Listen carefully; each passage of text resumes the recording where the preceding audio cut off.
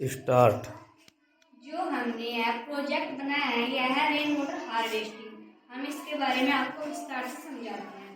जल संरक्षण पर जोर इसलिए दिया जाता है क्योंकि पानी जीवन का आधार है, लेकिन इसकी मात्रा सीमित है और लगातार कम होती जा रही है।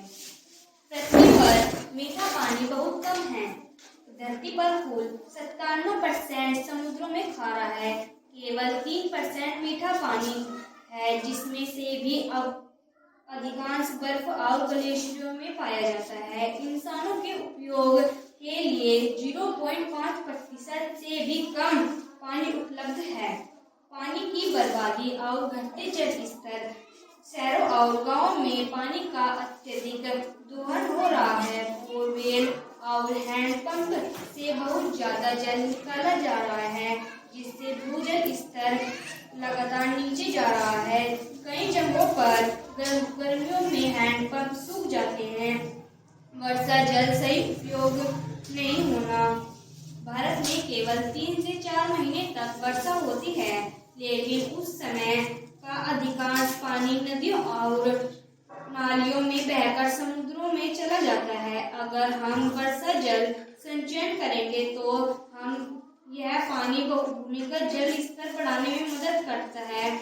खेती और उद्योगों में अत्यधिक जल उपयोग।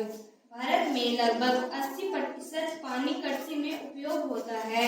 पारंपरिक सिंचाई पद्धतियों में बहुत पानी व्यर्थ होता है, इसलिए ड्रिप सिंचाई और स्प्रिंकलर सिस्टम जैसी तकनीकें अपनाने पर जोर दिया जाता है। पांचवा, आने वाली पीढ़ियों के लिए पानी बचाना जरूरी है। अगर आज हम पानी को बर्बाद करेंगे तो भविष्य की पीढ़ियों को पानी के लिए पर्याप्त पानी नहीं मिलेगा। इसलिए स्कूल स्तर से ही बच्चों में पानी बचाओ की सोच विकसित की जा रही है। जल संरक्षण के सामाजिक लाभ।